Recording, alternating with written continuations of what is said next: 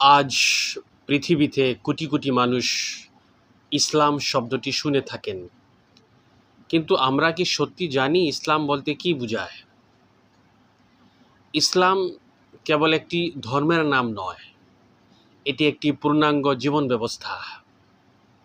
এটি মানুষের অন্তরে শান্তি, সমাজে ন্যায় বিচার এবং জীবনের সাফল্যের পথ দেখায়। আসুন পবিত্র কোরআন ও ইসলামী শিক্ষার আলোকে জেনে নিই ইসলাম শব্দের প্রকৃত অর্থ কী। ইসলাম অর্থ কী? ইসলাম শব্দটি আরবি সিলমুন ও আসলামা ধাতু থেকে এসেছে। এর প্রধান অর্থ হল শান্তি, আত্মসমর্পণ, আনুগত্য, নিরাপত্তা ও কল্যাণ। ইসলামের পরিভাষাগত অর্থ আল্লাহ তাআলার একাত্বে বিশ্বাস স্থাপন করে তার সকল আদেশ নিষেধের প্রতি আন্তরিকভাবে আত্মসমর্পণ করা এবং মহানবী হযরত মুহাম্মদ সাল্লাল্লাহু আলাইহি সাল্লামের প্রদর্শিত পথ অনুসরণ করে জীবন পরিচালনা করাই ইসলাম। ইসলাম মানুষকে শিক্ষা দেয়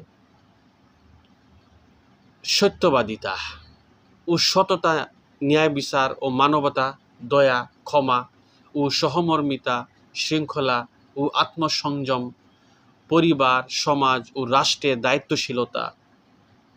ইসলাম কেবল কিছু আনুষ্ঠানিক ইবাদতের নাম নয়, বরং এটি এমন একটি পূর্ণাঙ্গ জীবন ব্যবস্থা যা মানুষের ইহকাল ও পরকালের কল্যাণ নিশ্চিত করার পথ নির্দেশ করে।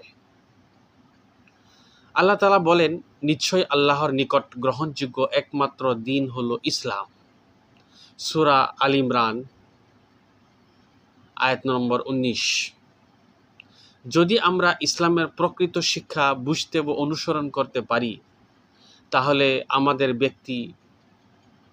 আমাদের ব্যক্তি জীবন, পারিবারিক জীবন এবং সামাজিক জীবন হবে আরও সুন্দর, শান্তিপূর্ণ ও সফল। ইসলাম মানুষকে বিভক্ত করতে নয়, বরং আল্লাহর সন্তুষ্টি অর্জনের মাধ্যমে মানবতার কল্যাণে কাজ করতে শেখায়।